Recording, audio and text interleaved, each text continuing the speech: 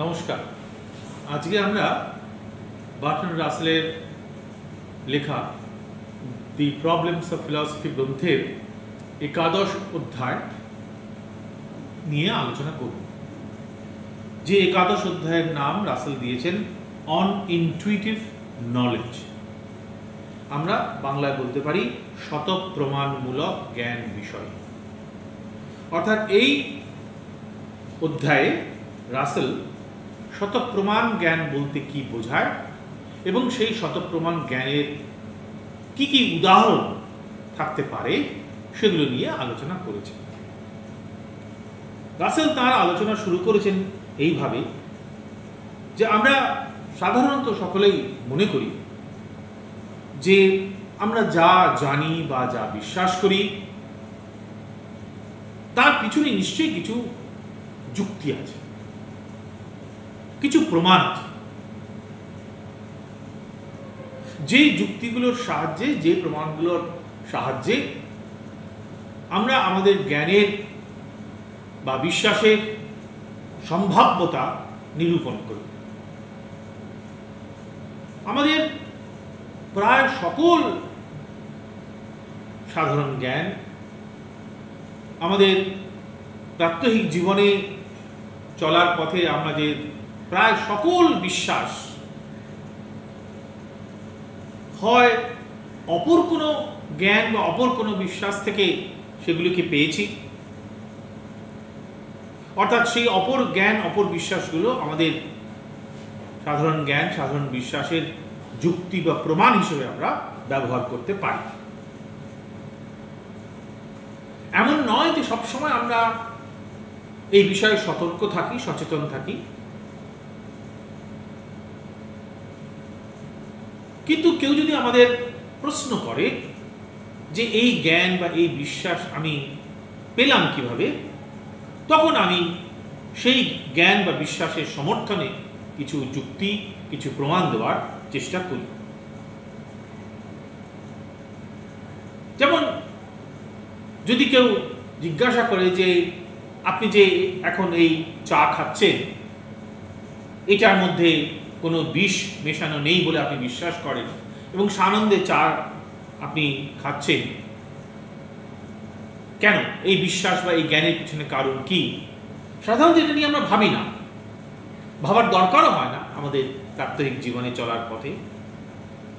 কিন্তু যদি কেউ জিজ্ঞাসা করে, আমি তখন নানা যুক্তি দিয়ে দেখাতে পারি যে কেন আমি বিশ্বাস করি যে এই চায়ের মধ্যে কোনো বিষ মেশানো নেই, এবং যথেষ্ট যুক্তি, যথেষ্ট প্রমাণ আমি বলতে পারি, বলার সামর্থ্য রাখি, যার দ্বারা আমি দেখাতে পারি যে আমার এই জ্ঞান, আমার এই বিশ্বাস যে চায়ের মধ্যে কোনো বিষ মেশানো নেই, যেটা আমি আনন্দে খাচ্ছি, সেটা তার পক্ষে আমি কিছু যুক্তি, কিছু প্রমাণ দিতেই পারি। এখন আমরা যদি এমন একজন সক্রেটিসের কথা ভাবি যে সক্রেটিস সহজে খুশি নন, একটা জ্ঞানের পিছনে কি প্রমাণ আছে যদি জিজ্ঞাসা করা হয়, আমি হয়তো সেই প্রমাণ দিলাম, কিন্তু সক্রেটিস আবার প্রশ্ন করতে পারেন যে সেই প্রমাণের পিছনে কি প্রমাণ আছে। আমি যদি কিছু প্রমাণ দিতে পারি তাহলে সক্রেটিস আবার জিজ্ঞাসা করতে পারেন সেই প্রমাণের পিছনে কি প্রমাণ আছে ইত্যাদি। এবং এইটা করতে করতে আমরা এমন একটা জায়গায় পৌঁছবো যার আর প্রমাণ আমরা দিতে পারি না বা দেওয়ার দরকারও হয় না, দেওয়া যায়ও না, অন্তত তাত্ত্বিক দিক থেকে। এই যে প্রমাণ দিতে দিতে দিতে দিতে এমন একটা জায়গায় পৌঁছলাম যেখানে আর প্রমাণ দেওয়ার প্রসঙ্গ ওঠে না,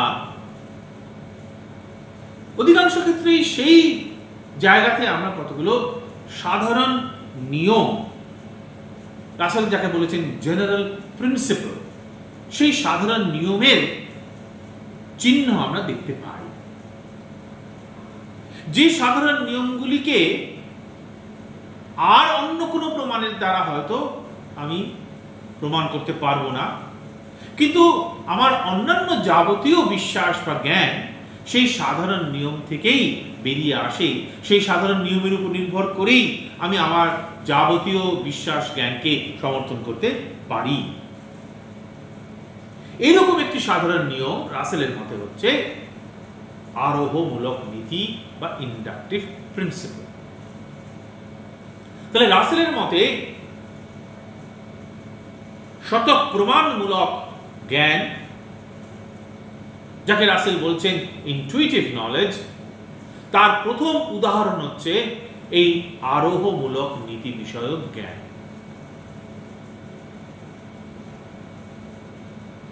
এই আরোহমূলক নীতি বিষয়ক জ্ঞানটি স্বতঃপ্রমাণ এই কারণে, সেলফ এভিডেন্ট এই কারণে যে এর পিছনে আর কোনো কারণ দেওয়ার মতো অবস্থায় আমরা থাকি না।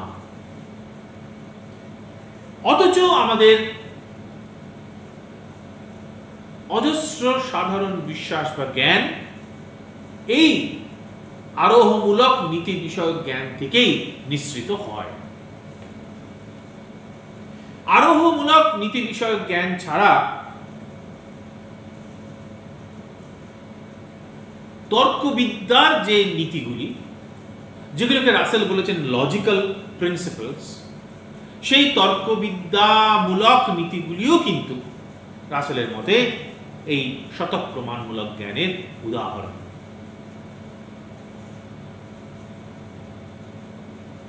উনি বলছেন এই যে স্বতঃপ্রামাণ্যের কথা বলছি, সেলফ এভিডেন্সের কথা বলছি, যেখানে আমরা আমাদের বহু জ্ঞান বা বিশ্বাসকে অন্য কোনো প্রমাণ দিয়ে সাহায্য করছি, তাকে আবার অন্য কোনো প্রমাণ দিয়ে প্রমাণ করছি, করতে করতে আমরা এই এমন একটা জায়গায় পৌঁছলাম, এমন কিছু নিয়মের দ্বারস্থ হলাম যে নিয়মগুলোর পিছনে আর কি যুক্তি বা প্রমাণ দেওয়া যায় তার উত্তর আমাদের জানা নেই, যেগুলোকে রাসেল বলছেন সেলফ এভিডেন্ট প্রিন্সিপল। আমরা বাংলায় যাকে বলছি স্বতঃপ্রমাণ যে নীতিগুলি, এই স্বতঃপ্রমাণ নীতি থেকে আমরা অন্যান্য অনেক নীতিকে আমরা নিশ্চিত করতে পারি। কিন্তু এমন কিছু উদাহরণের কথা ভাবতে পারি যে এই স্বতঃপ্রমাণ নীতিগুলি থেকে আরো যে নীতিগুলিকে নিশ্চিত করলাম, সেই নীতিগুলিও কিন্তু ওই মূল স্বতঃপ্রমাণ নীতির মতোই প্রায় স্বতঃপ্রমাণ। রাসেল উদাহরণ হিসেবে বলেছেন যে যেহেতু পাটিগণিতের সকল মৌল নীতিগুলিকে তর্কবিদ্যার নীতি থেকে নিশ্চিত করা যায়, অর্থাৎ অ্যারিথমেটিককে যেহেতু জেনারেল প্রিন্সিপলস অফ লজিক থেকে ডিডিউস করা যায়,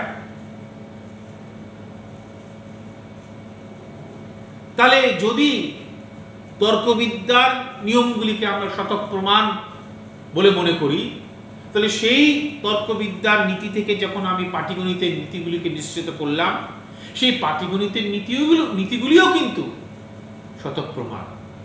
কাজে স্বতঃপ্রমাণ নীতি থেকে আমরা স্বতঃপ্রমাণ নীতিকে নিশ্চিত করতে পারি। স্বতঃপ্রমাণ নীতি থেকে যা নিশ্চিত হবে সেটা স্বতঃপ্রমাণ নয়, সর্বক্ষেত্রে সেটা কিন্তু প্রযোজ্য নয়। যখন আমরা তর্কবিদ্যার স্বতঃপ্রমাণ নীতি থেকে পাটিগণিতের নীতিকে নিশ্চিত করলাম, সেই পাটিগণিতের নীতিটিও কিন্তু স্বতঃপ্রমাণ বলে আমরা স্বীকার করি। যেমন 2 এবং 2 যোগ করলে 4 হয়, এই যে পাটিগণিতের যে একটি নিয়ম, এই নিয়মটি কিন্তু যে তর্কবিদ্যার নিয়ম থেকে নিশ্চিত হয়েছে সেই তর্কবিদ্যার নিয়মটির মতোই স্বতঃপ্রমাণ। কাজেই রাসেলের মতে যেমন তর্কবিদ্যার নিয়মগুলি স্বতঃপ্রমাণ, ঠিক তেমনি পাটিগণিতের নিয়মগুলিও স্বতঃপ্রমাণ। এছাড়া কেউ কেউ মনে করেন নীতিবিদ্যার যে নিয়মগুলি, এথিক্সের যে প্রিন্সিপলসগুলি সেগুলিও স্বতঃপ্রমাণ, যদিও এই বিষয়ে বিস্তর মতপার্থক্য আছে। আমরা যদি নীতিবিদ্যার এই নিয়মটির কথা ভাবি, যেমন আমাদের সর্বদাই যা ভালো তার দিকেই আমাদের যাওয়া উচিত, তাকেই লাভ করা উচিত, এটা যদি নীতিবিদ্যার একটি নিয়ম হয়, কারো কারো মতে এই নিয়মটিও কিন্তু স্বতঃপ্রমাণ, সেলফ এভিডেন্ট, এবং এই কারণেই এই নীতির জ্ঞানটিকেও রাসেল বলেছেন ইনটুইটিভ নলেজ।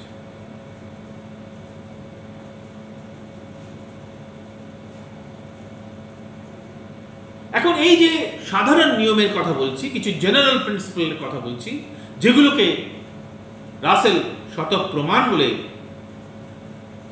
মনে করছেন, এই সাধারণ নিয়মগুলি, জেনারেল প্রিন্সিপলগুলি, তো আমরা তো বিশেষ বিশেষ ক্ষেত্রে সেগুলোকে প্রয়োগ করতে পারি, এবং প্রয়োগ করে আমরা বিশেষ বিশেষ কিছু অবধারণ নিশ্চিত করতে পারি। এখন এটাও লক্ষণীয় যে সাধারণ নিয়মটি আমাদের কাছে যেভাবে, যে অর্থে স্বতঃপ্রমাণ হিসেবে প্রকাশিত হয়, সেই সাধারণ নিয়মটিকে যখন একটি বিশেষ ক্ষেত্রে প্রয়োগ করলাম, তখন যে বিশেষ অবধারণটি পেলাম, সেটা কিন্তু সবসময় ওই রকম স্বতঃপ্রমাণ হিসেবে আমাদের কাছে প্রকাশিত হয় না। রাসেল উদাহরণ দিচ্ছেন ল অফ কন্ট্রাডিকশনের, বিরোধমূলক নীতি।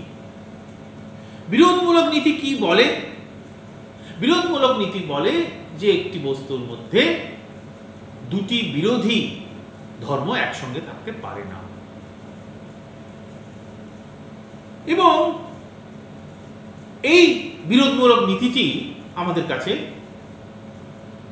স্বতঃপ্রমাণ বলেই প্রকাশিত হয়, সেলফ এভিডেন্ট বলেই আমাদের মনে হয়।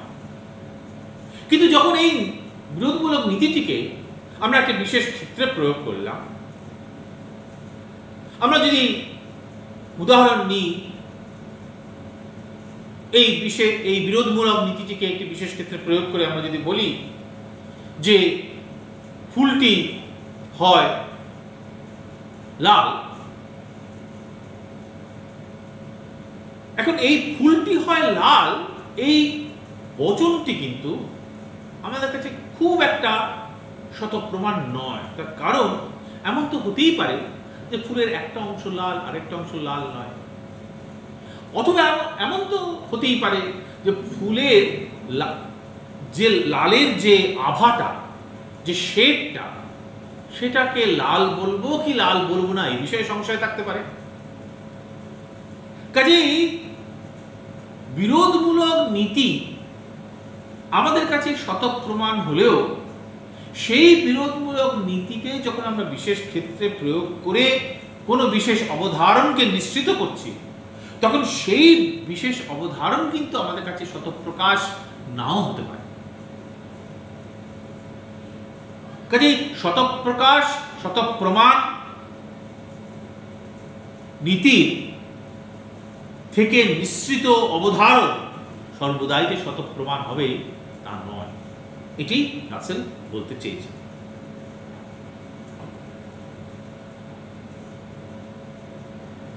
এই স্বতঃপ্রমাণ সাধারণ নীতির আরেকটি উদাহরণ হিসেবে রাসেল ইন্দ্রিয় সংবেদনের কথা বলেছেন, সেন্সেশনের কথা বলেছেন। ইন্দ্রিয় সংবেদন থেকে আমাদের যে জ্ঞান হয়, সেই জ্ঞানটিও রাসেলের মতে এই অর্থে স্বতঃপ্রমাণ, অর্থাৎ তার আর প্রমাণ দেওয়ার কোনো প্রয়োজনীয়তা আমরা বোধ করি না। আমরা যদি প্রত্যক্ষের কথা ভাবি,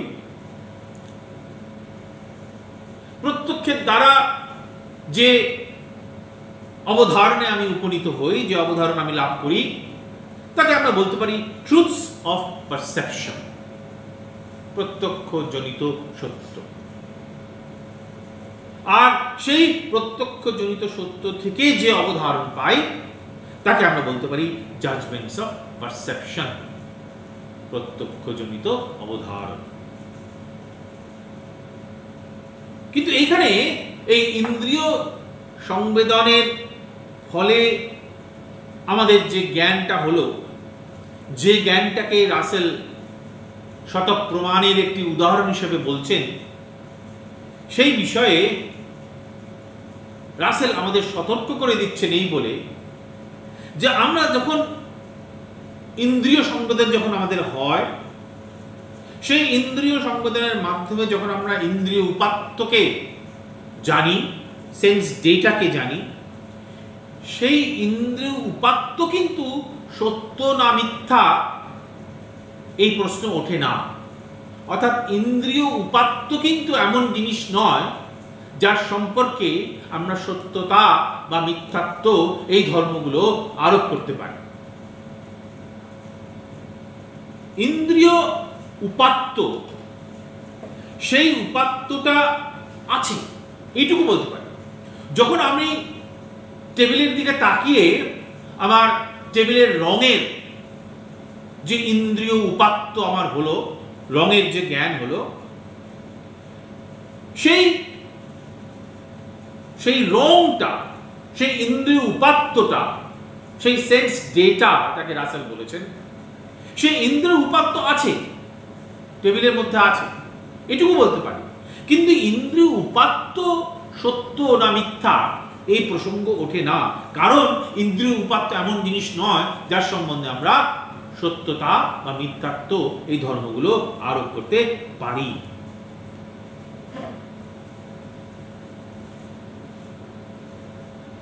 এবং এই যে ইন্দ্রিয় উপাত্তের জ্ঞান,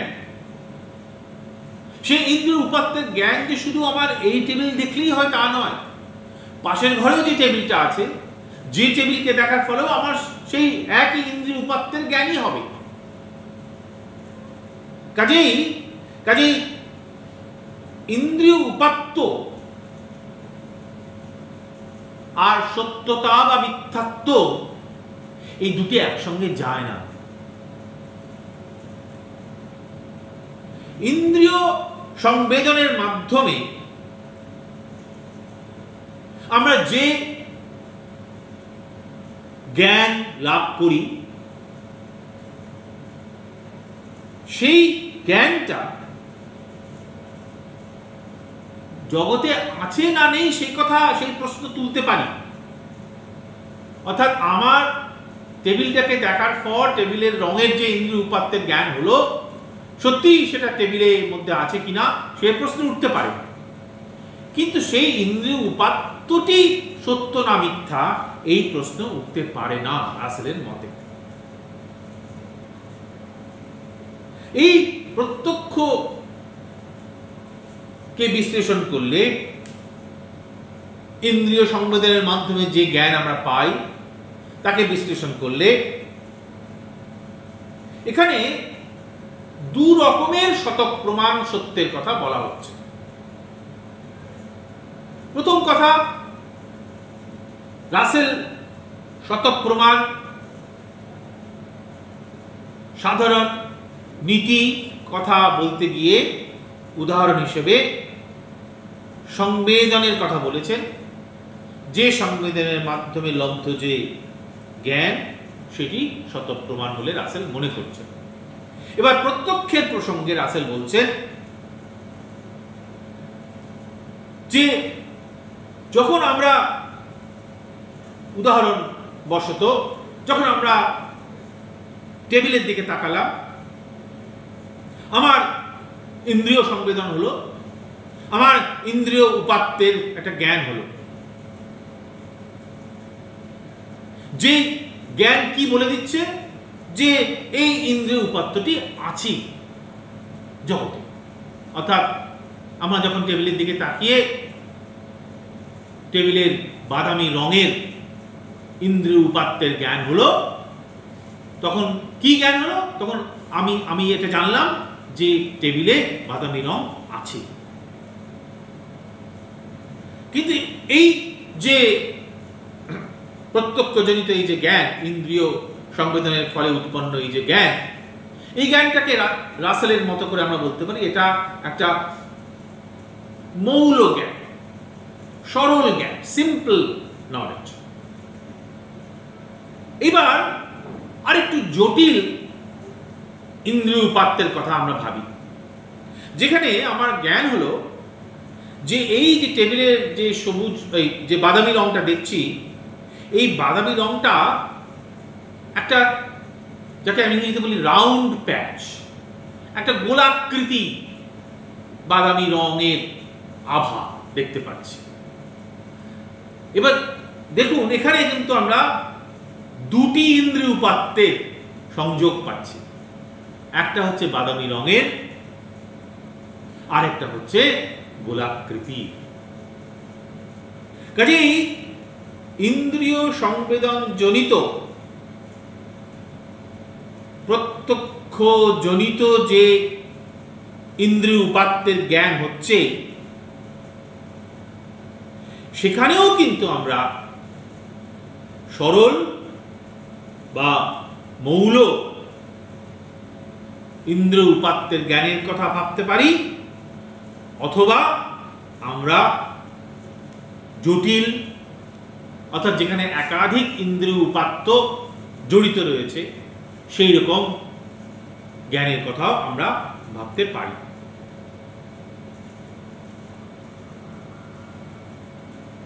চতুর্থ প্রকার শতপ্রমাণ জ্ঞানের উদাহরণ দিতে গিয়ে রাসেল স্মৃতির প্রসঙ্গ এনেছেন, মেমোরির প্রসঙ্গ এনেছেন।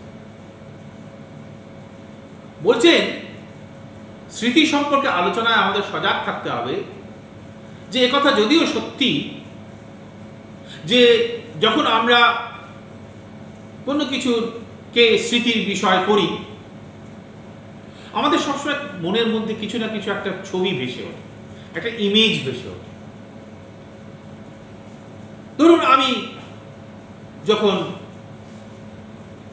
হিমালয় বেড়াতে গিয়েছিলাম অতীতে, সে অভিজ্ঞতা হয়েছিল, এখন স্মৃতিতে আমি সেই অভিজ্ঞতাকে নিয়ে আসছি, সেই হিমালয় ভ্রমণের স্মৃতি আমার মনের মধ্যে এখন এসেছে।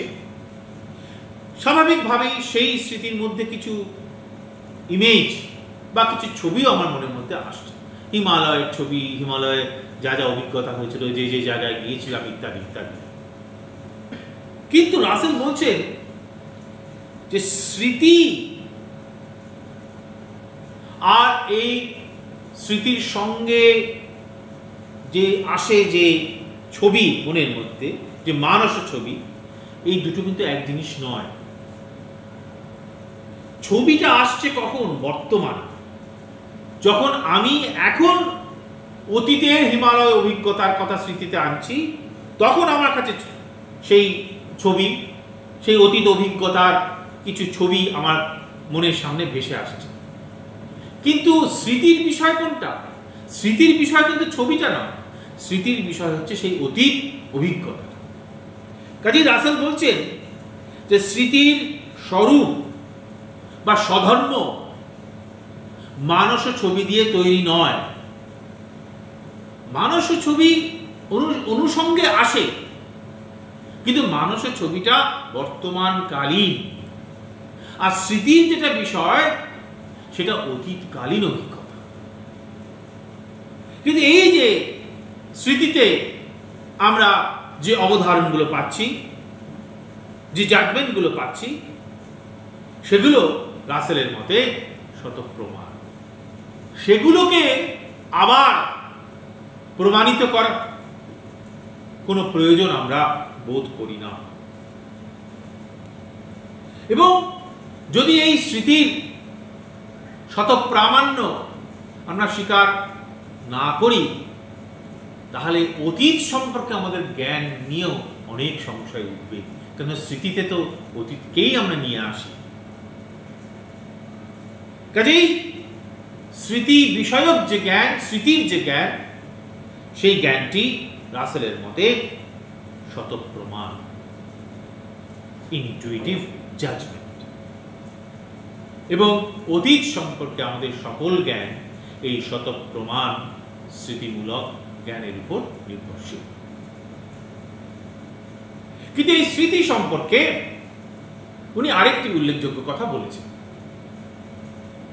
সেটা হচ্ছে এই যে আমরা তো স্মৃতিকে শতপ্রমাণ জ্ঞান বলছি, যেহেতু তার আর পিছনে কি যুক্তি বা কিছু কি প্রমাণ আছে সেটা জিজ্ঞাসা করার বা জানার কোনো প্রয়োজনীয়তা আমরা বোধ করি না।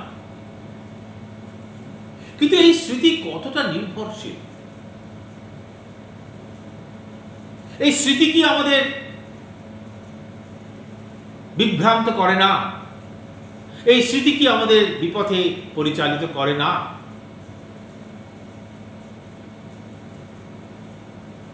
এই প্রশ্নের উত্তরে রাসেল বলছেন যে আমরা স্মৃতির এই শতপ্রামাণ্য, সেলফ এভিডেন্স, তাকে আমরা একটা পরিমাপযোগ্য বিষয় হিসেবে ভাবতে পারি। অর্থাৎ 2 মিনিট আগে যে ঘটনাটা ঘটেছিল সেই ঘটনাটা সম্পর্কে যখন আমি এখন স্মৃতিতে আনছি, হয়তো আমার স্মৃতি খুবই নির্ভরযোগ্য, আমি খুব স্পষ্ট করেই মনে করতে পারছি 2 মিনিট আগে কি ঘটেছিল।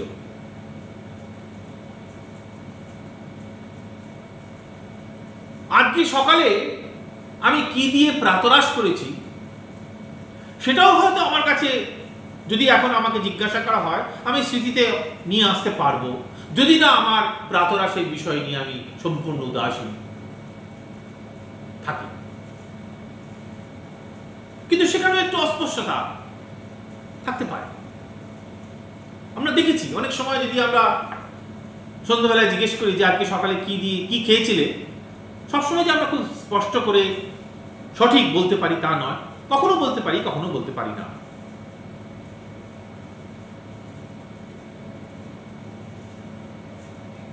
কিন্তু এবার যদি 10 বছর আগে কি ঘটনা ঘটেছে সেটা যদি এবার আমি স্মৃতিতে নিয়ে আসতে চাই,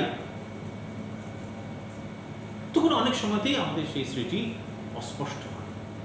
কেননা সেই অতীত অভিজ্ঞতার সঙ্গে বর্তমান কালের একটা বিরাট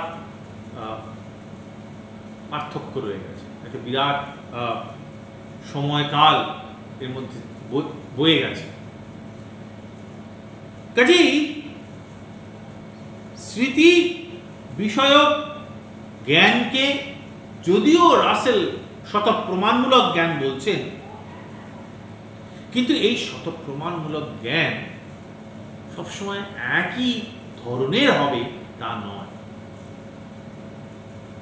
কাজেই এই যে সেলফ এভিডেন্সের কথা বলা হচ্ছে, শতপ্রামাণ্যের কথা বলা হচ্ছে, বিশেষ করে স্মৃতির প্রসঙ্গে যখন আমরা শতপ্রামাণ্যের কথা বলছি, এই শতপ্রামাণ্যের মধ্যে কিন্তু একটা কম বেশি হওয়ার ভাব আছে, একটা ডিগ্রির প্রসঙ্গ এখানে ওঠে। আমরা বলতে পারি যে 10 বছর আগের ঘটনাকে যখন আমি স্মৃতিতে আনছি, সেই স্মৃতির শতপ্রামাণ্য হয়তো ততটা নয় যতটা হয়তো আজ সকালে আমি কি দিয়ে প্রাতরাশ করেছি সেই বিষয়ক স্মৃতি যখন আমার হচ্ছে তার তুলনায়। রাসেল একটি চমৎকার উদাহরণ দিয়েছেন যে অনেক সময় আমরা ভ্রান্ত স্মৃতি নিয়েও আমরা চলি। অর্থাৎ আমি যদি অনবরত বিশ্বাস করতে থাকি যে আমি ভারতবর্ষের রাজা ছিলাম, অনবরত যদি বিশ্বাস করতে থাকি যে কোনো মানসিক ব্যাধি হোক, যে কোনো কারণেই হোক, তাহলে কিন্তু পরবর্তীকালে আমি রাজা থাকাকালীন কি কি করেছিলাম তার একটা স্মৃতি আমার মনের মধ্যে আসতে পারে, যে আমি অমুক করেছিলাম, আমি রাজা হয়ে এই করেছিলাম, ওই করেছিলাম ইত্যাদি। যদিও এগুলো নানা রকম মানসিক বিকারের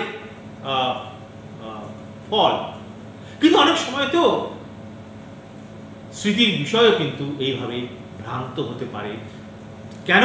কারণ আমার ভ্রান্ত বিশ্বাসের জন্য।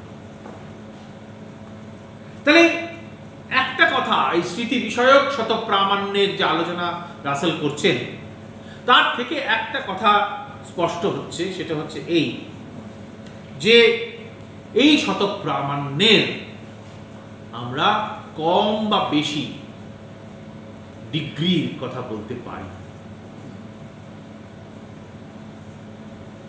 অর্থাৎ একেবারে প্রায় নিশ্চয়াত্মকতা থেকে একেবারে সম্পূর্ণ অস্পষ্ট শতপ্রামাণ্য স্মৃতির প্রসঙ্গ উঠতে পারে। রাসেল বলছেন প্রত্যক্ষজনিত কিছু সত্য এবং তর্কবিদ্যার কিছু নিয়ম শতপ্রামাণ্যের দিক থেকে সবচেয়ে বেশি আছে তাদের শতপ্রামাণ্য, এ কথা আমরা বলতে পারি। Highest degree of self evidence. স্মৃতি বিষয়ক যে জ্ঞান, তারও আমরা প্রায় ওই তর্কবিদ্যার নিয়মগুলির শতপ্রামাণ্যের মতোই এক আসনে তাদেরকে বসাতে পারি।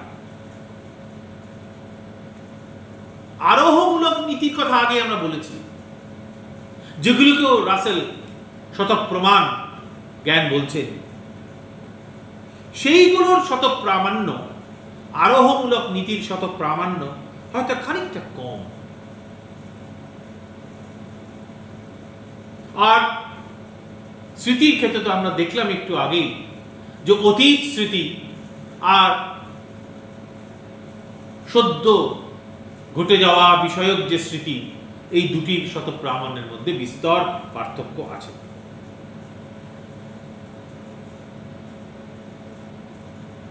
আর যদি আমরা তর্কবিদ্যার নিয়মগুলির কথা ভাবি, গণিত শাস্ত্রের নিয়মগুলির কথা ভাবি, যত জটিল